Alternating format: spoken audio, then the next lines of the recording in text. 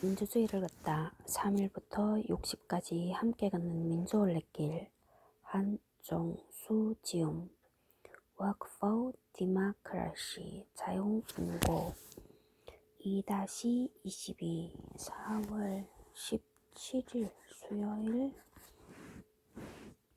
357페이지 민주역사올레 모임 대표저자 한종수 서울에서 태어나 고려대학교 중어중문학과를 졸업하고 공기업과 사기업 등에서 근무하였다. 어릴 때부터 다양한 분야의 역사에 관심을 가지고 그 현장을 돌아다니며 책을 읽고 의미를 되새겨보는 작업을 해왔다. 이 책은 그 결과물인 셈이다.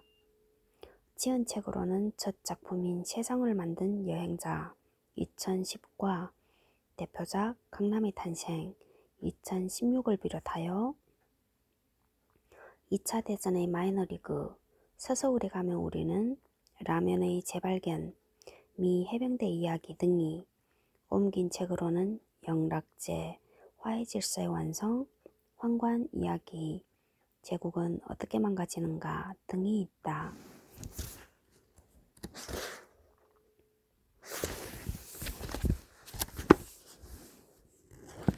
이 책과 함께한 사람들 457페이지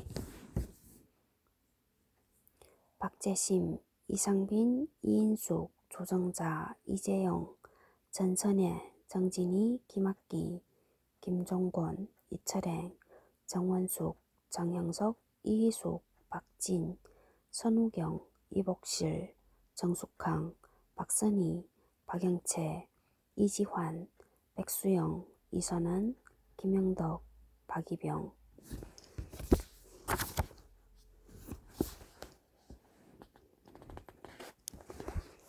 357페이지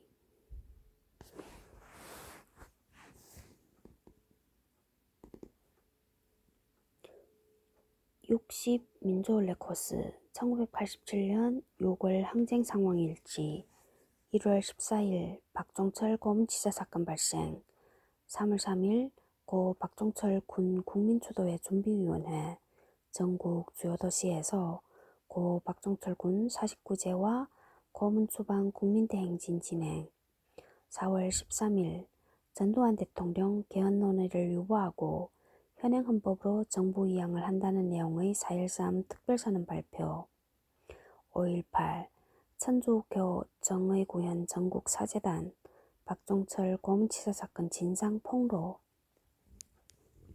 5월 27일 민주헌법 쟁취 국민운동본부 국본을 발족하고 4.13 호언조치 철회 및 직선제 개헌 공동쟁취 선언 6월 9일 연세대생 이한열 교내 시위 도중 직격 최루탄에 피격 6월 10일 국본 박종철 군 고문살인 은폐규탄 및 호언철폐 국민대회 개최 6월 민주대항쟁 시작 명동성당 농성투쟁 시작 6월 11일 도심 곳곳에서 시위 6월 15일 전국 45개 대학생 전국 45개 대학교에서가 있어야 되지.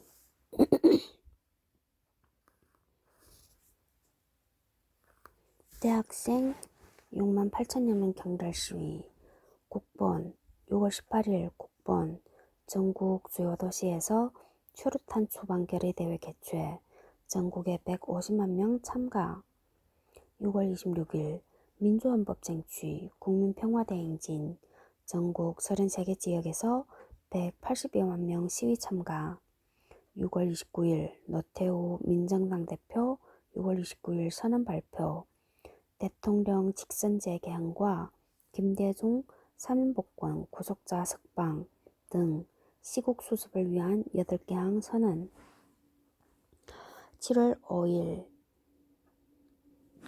이한열 사망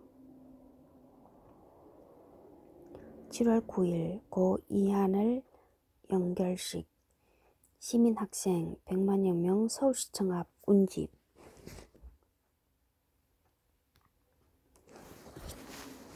358페이지 60 민주원래 코스 을지로 인쇄골목. 인쇄업은 지식과 정보를 기록하고 전달하는 수단이라는 특성상 사회운동과 정치 등 현대사의 흐름과 밀접한 관계를 가질 수밖에 없다. 한국의 민주화운동은 을지로 인현동 인쇄골목과 깊은 관련이 있는데 그 중에서도 강은희가 1972년 문을 연 세진인쇄 그리고 1980년대에 개업한 대동인쇄는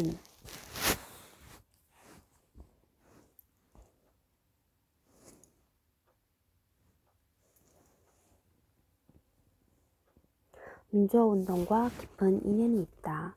한때 을지로 인쇄골목은 경찰 등 기관원의 압수수색, 직원이나 활동가 연행 등이 일상화된 공간이었다. 을지로 삼가역 근처에 있는 을지로 인쇄골목 동판, 인권서울, 을지로 인쇄골목. 이 골목에서 독재에 맞선 사회정의와 민주주의를 외친 선언문을 인쇄하다. Streetwear 359페이지 세진인쇄를 배경으로 찍은 강은기의 사진. 인물열전 숨겨진 의인 강은기. 강은기는 1942년 2월 16일 남원시 쌍교동에서 아버지 강용갑과 어머니 진차정스라에서 태어났다. 남원 초등학교를 거쳐 남원 중학교에 진학했으나 가정 형편이 어려워 3학년 때 종퇴하고 인쇄소에 취직하였다. 약 2년 동안 인쇄소에서 일하던 그는 1960년 3월 말에 서울로 올라간다. 4.19 혁명을 앞두고 3.15 부정선거로 온 나라가 한 치 앞도 내다볼 수 없는 혼란한 시기였다. 김주열 열사의 죽음은 마산 의계의 결정적인 원인이 되었는데 김주열과 강은기는 남원중학교 동기였다. 4.19 혁명 당시 시위에 적극 참가했던 강은기는 5.16 쿠데타로 4.19 혁명이 좌절되자 절망하여 머리를 깎고 법조사로 들어간다. 버은의 법조사 충북. 2년 가까이 사찰 생활을 하던 그는 이해학 목사를 만나 속세로 돌아와 먹고 살기 위해 다시 출판업에 뛰어들었다. 그는 1972년 말 광주에서 전남대 함성지를 민주화운동 관련 첫 인쇄물로 만들었고 서울에서는 1973년 4월 22일 남산 부활절 예배 기독인 신앙선언문이 처음이었다. 이후 그는 민주화운동의 지하요인물을 만들어 공급하였다. 1974년 11월 11일 박형규 목사의 해방의 길목에서를 제작하다가 경찰서를 드나들게 된 그는 11차례에 걸쳐 경찰서 중앙정보부에 끌려다녔고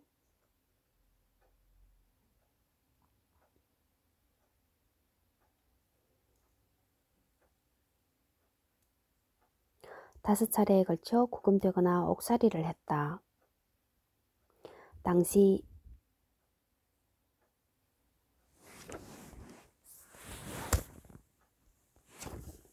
민주화운동에 참여했던 인사들은 1970 내지 80년대의 민주화운동 과정에서 강은기가 없었다면 그 많은 유인물 제작은 불가능했을 거라고 입을 모은다.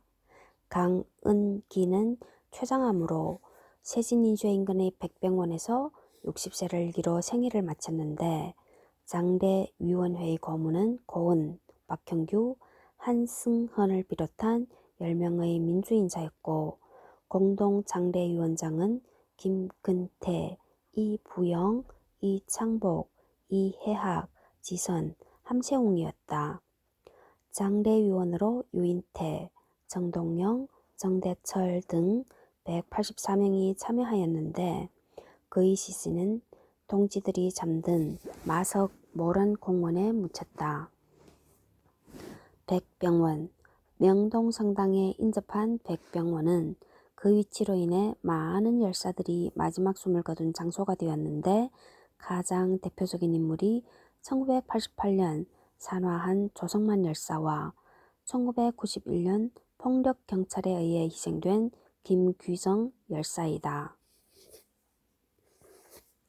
1988년 5월 15일 3시 명동성당 교육관에서 조국 통일을 외치며 할복 투신한 조성만은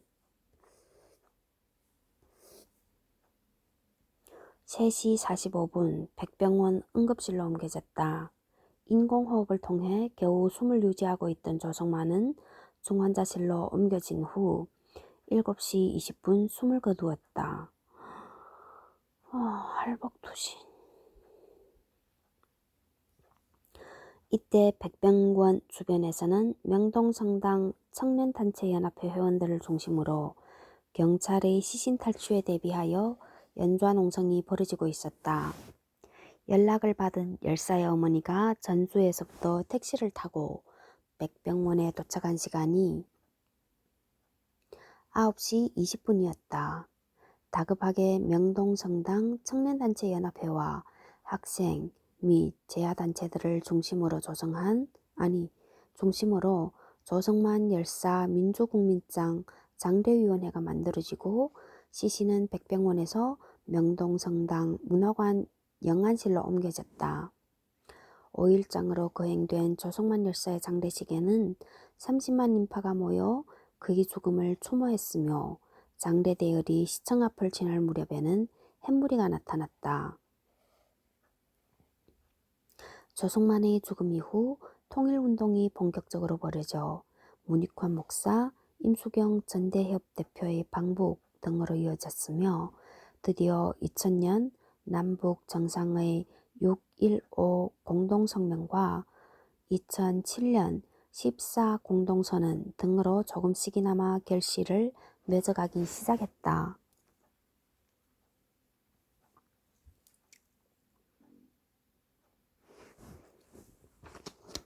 361페이지 인물열전 심산의 딸 김귀정 열사.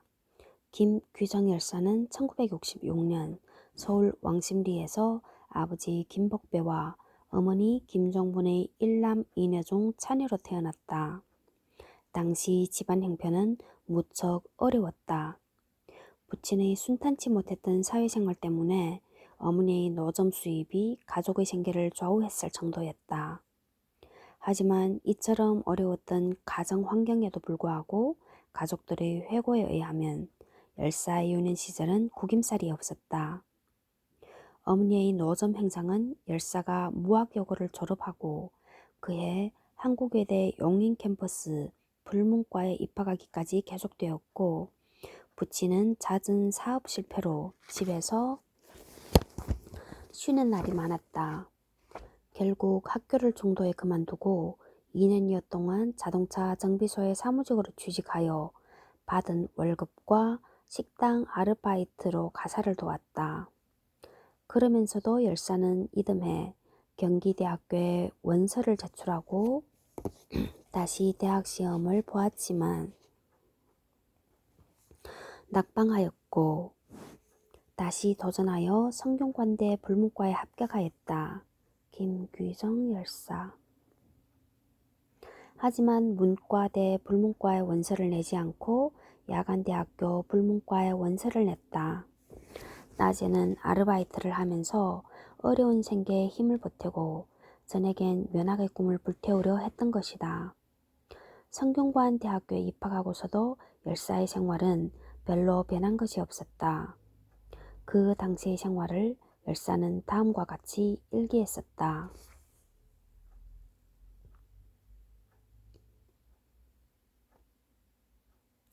몸이 10개라도 도저히 따라갈 수 없는 대학 생활과 아르바이트 생활의 연속.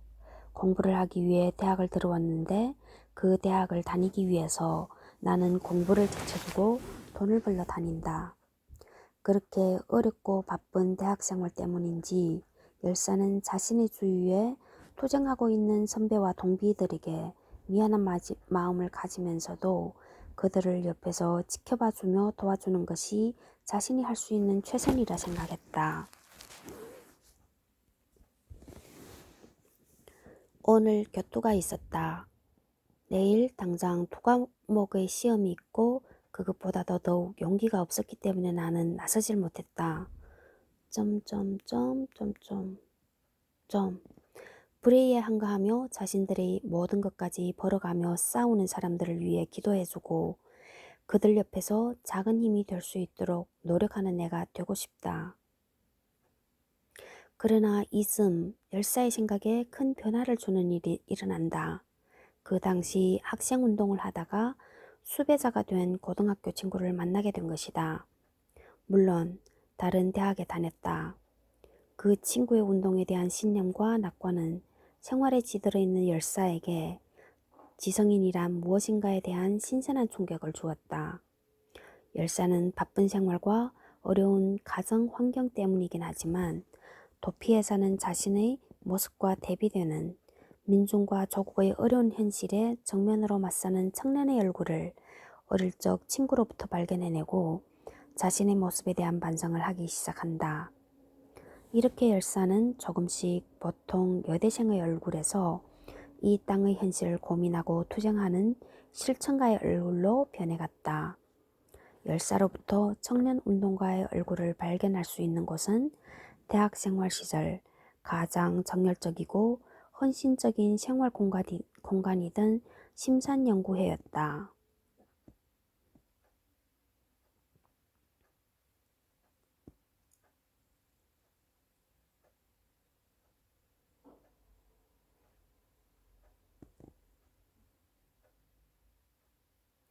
열사는 남 앞에 나서거나 학습에서 뛰어나거나 하지는 않았다. 그러나 학습 준비에 있어서나 생활에서는 적극적인 모습을 보였다고 동아리 선배들은 말한다. 언제나 묵묵히 생활을 챙기고 동기들을 챙기는 심산연구회의 살림꾼이었다. 연구회의 회장이 되면서 더욱 책임감을 가지고 자신의 삶의 자세와 운동에 대해서 고민했다.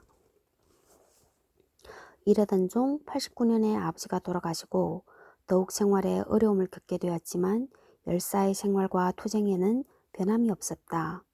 공부하러 대학에 왔는데 대학 단위로 돈을 벌어야 하는 현실에 더욱 분노하였고 그 시간에 후배들 더 만나고 투쟁을 더 했으면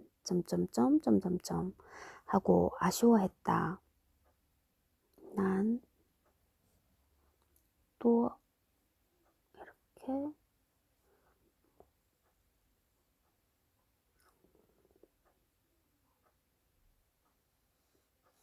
또한 생활이 곧 운동이요 투쟁이 될 수 있도록 끊임없이 자신 속의 적들을 하나씩 깨뜨려 나간다면이라고 생활 속에서 운동과 삶을 고민하였다.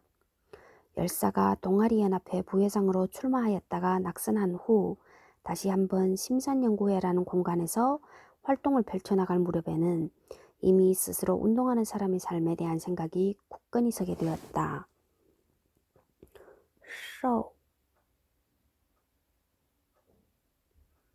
宣후 운동은 논리가 아니다. 논리는 변할 수 있는 것. 운동이 논리라면 그 논리가 잘못된 것이다. 언젠가 생각한다면 그 사람의 삶은 180도 변하게 될 것이다. 그러나 운동은 변하지 않는 신념이다. 운동은 변하지 않는 신념이다. 나에게 중요한 것은 논리적으로 타당한 무엇을 선택하는 문제가 아니라 끝까지 운동적 삶을 살아가느냐의 문제다. 그리고 끝까지 실천하고 투쟁하는 삶을 살기 위해 스스로를 강제하고 단련하였다. 그러나 심산의 딸은 결국 1991년 5월 25일 국가 폭력에 의해 지고 말았다. 열사는 강경대 열사 후 12명의 희생자 중 마지막 희생자이기도 했다.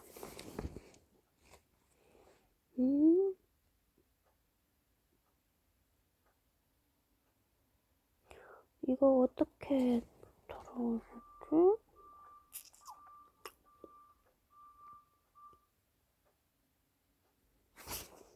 어떻게 돌아간다는 거 안 쓴 것 같은데?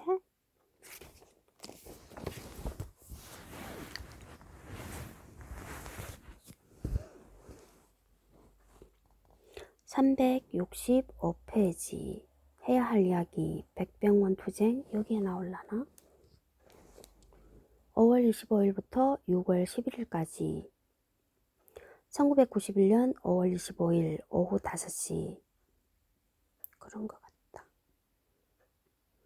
퇴계로에 대한 극장 앞 긴 호루라기 소리와 동시에 살인정권, 폭력정권, 노태우 정권 타도하자 라는 구호가 울려 퍼졌다. 순간 대한극장 앞 퇴계로는 순식간에 모여든 약 1만여 명의 시위대로 가득 메워졌다.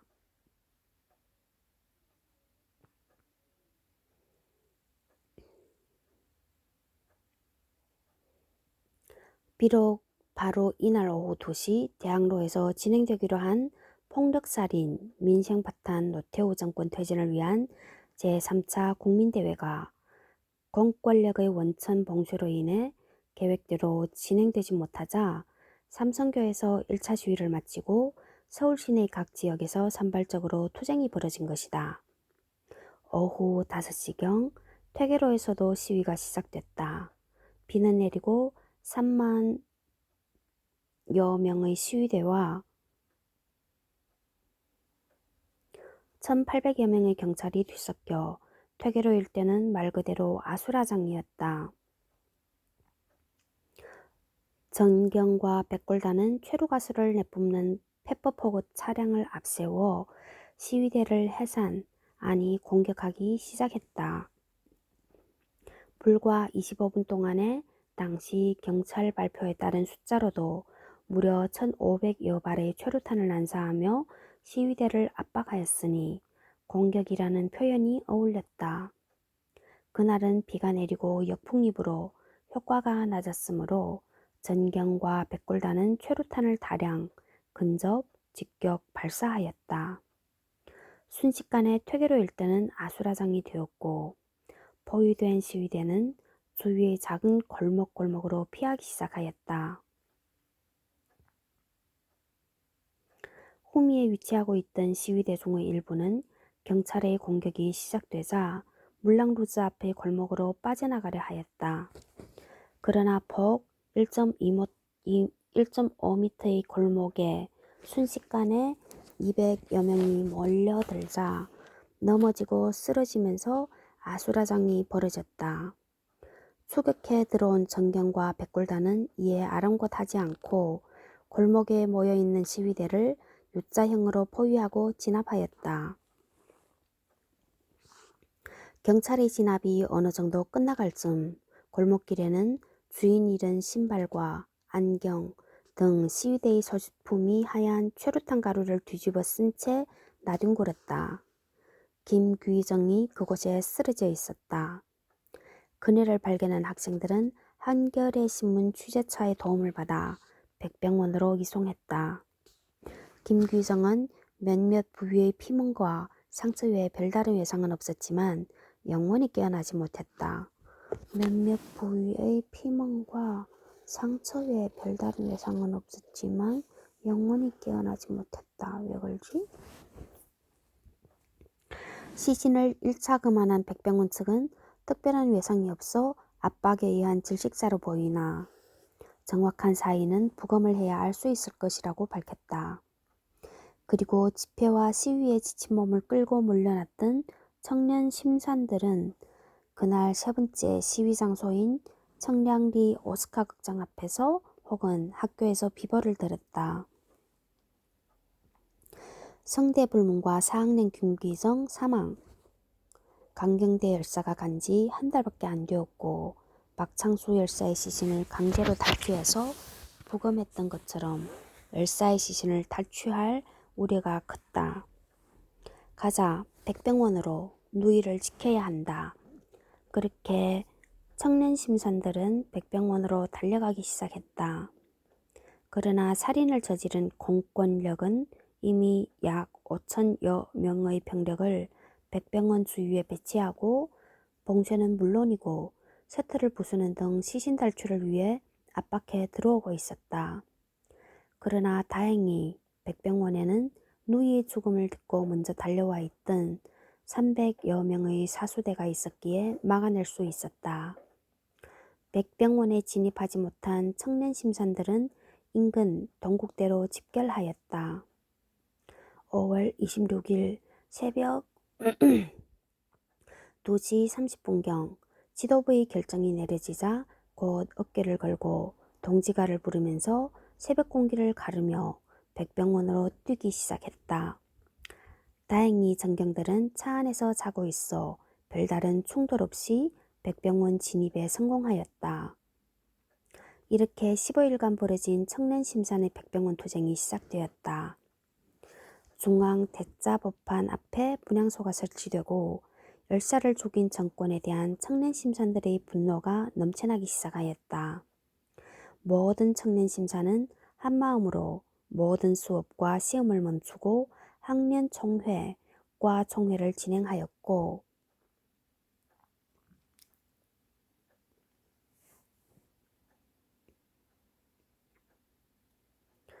도서관에서 공부하던 학생들은 책을 덮고 금잔디 광장으로 모여들었다. 성균관은 열사의 죽음을 슬퍼하고 그 투쟁을 모든 청년 심산이 함께 진행하기 위한 공동체로 변하였다. 교수협의회에서는 이 시기에 진행 예정이던 모든 수업과 시험을 연기하기로 결의하였으며 청년 심사는 등교와 동시에 과별, 학년별 토론을 진행하고 누이의 죽음을 서울 시민에게 알리기 위한 선전전과 백병원 사수투쟁을 결의하였다. 이러한 결의들을 모아 27일 오후 금잔디 광장에는 2,500여 명이, 수원 율전동에서는 1,500여 명이 모여 결의대회를 진행하였다. 이후 2주 동안 수많은 투쟁이 벌어졌다. 8,000여 명이 모인 범성균인 결의대회는 조직적 집회 후 백병원까지 평화행진을 했고 백병원 옆 4차선 도로에서 시민들의 참여 속에 2만여 명이 규탄 집회를 가졌으며 2차례에 걸친 병원 난입 시도를 저지했다. 거의 매일 가두 선전전이 벌어졌다. 그러나 외대에서 정원식 총리의 계란 투척 사건이 일어나면서 학생 운동권에 대한 여론이 악화되었다. 결국 어머님의 결정으로 부검이 이루어졌지만 이렇다 할 결론은 나오지 않았다. 8차에 걸친 국민대회를 마친 성균인들은 더 이상의 투쟁보다는 열사를 아름답게 보내야 한다는 결론에 이르렀고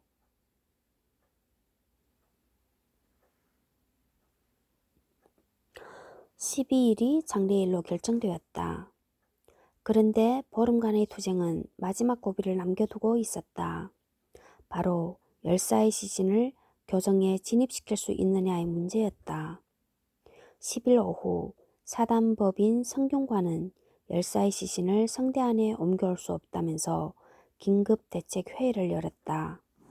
결국 성균관에서는 성균관에는 공자와 최치원, 정몽주, 이퇴계 선생 등 성현 39분의 위패가 모셔져 있어 성균관 창립 이래 600년간 한 번도 시신이 들어온 적이 없다며 성균관대 창립자인 김창숙 선생, 성균관장 재직 때 사망한 이재서 선생의 장례식 때도 영정만 학교 안으로 들어와 연결식을 치른 전례를 학생들도 지켜달라고 답했다.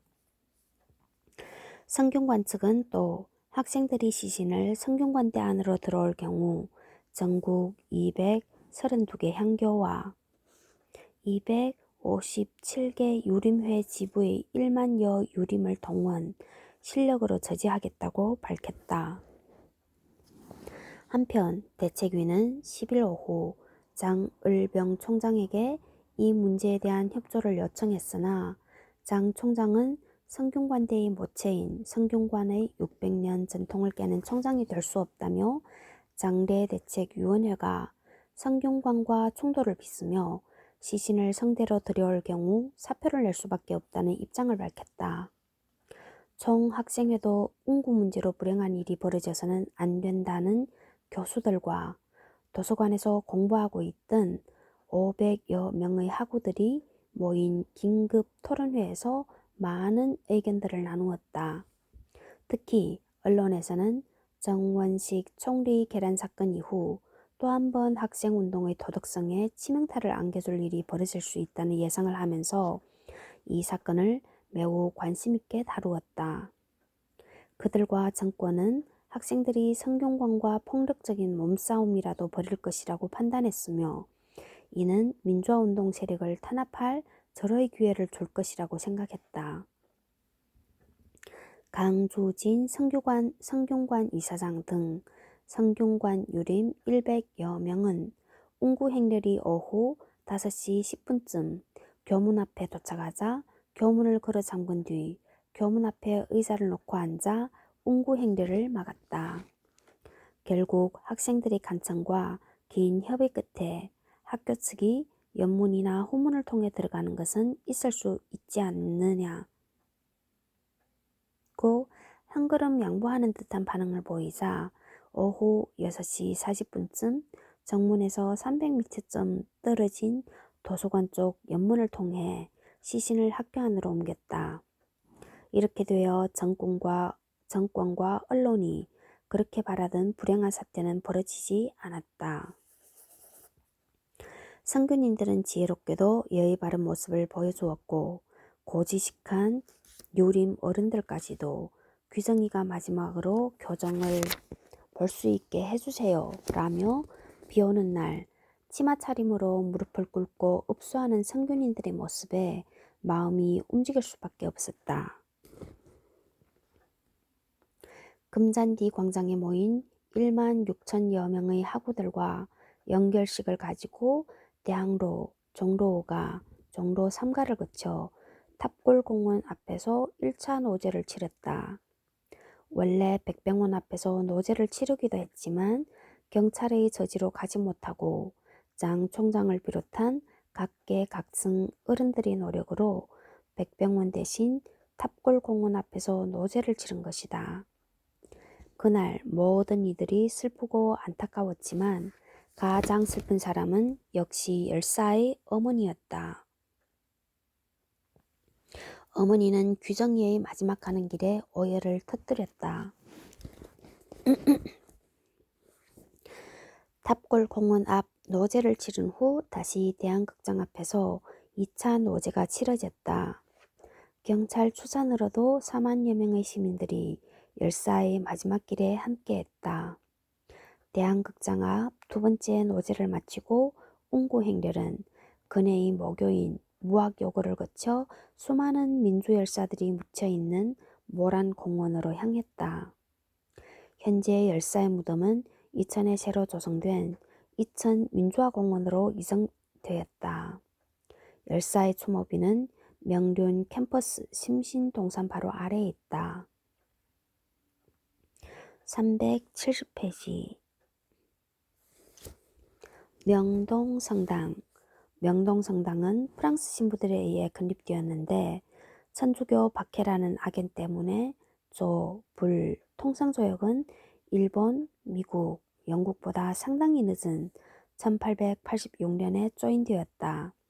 가톨릭은 순교자들이 희생된 곳에 성당을 짓는 전통이 있는데 조선도 예외가 아니었다. 순교자들이 희생된 곳에 성당을 짓는 전통.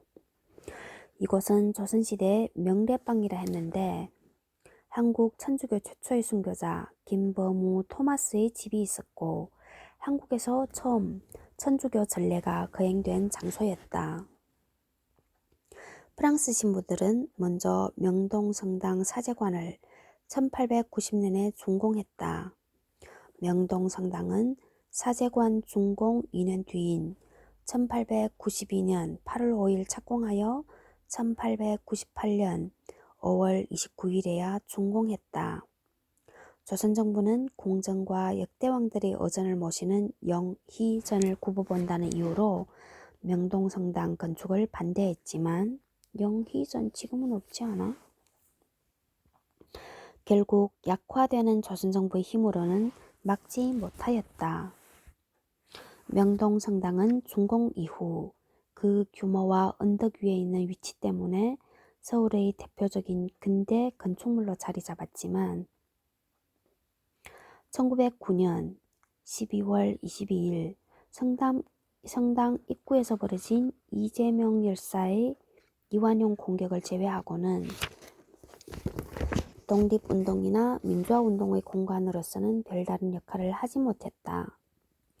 그러나 김수환 스테파노 마산교구장이 1968년 4월 서울 대교구장이 되고 다음해 3월 28일 한국 최초의 초기경에 서임되면서 상황은 완전히 달라졌다. 김수환 초기경은 1971년 성탄 자정미사 강론에서 요신체제를 비판하였고 1974년에 일어난 지학순 주교의 구속과 양심선언 발표, 정의구현 전국사재단의 탄생이 명동성당과 바로 붙어있는 성모병원과 샤르트르 수녀원에서 일어났다. 1976년에는 이 성당에서 김대중, 윤보선, 문익환 등이 앞장선 3.1 민주구국선언이 발표되었다. 이 선언의 내용은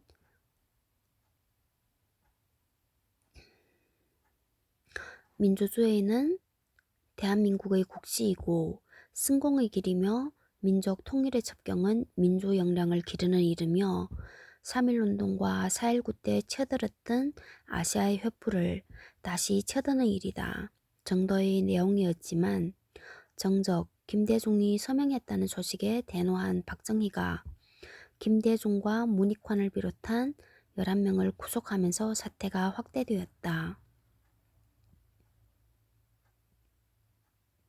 이 사건은 해외에서도 큰 주목을 받으면서 요신체제의 위상과 입지에 적지 않은 타격을 주었다.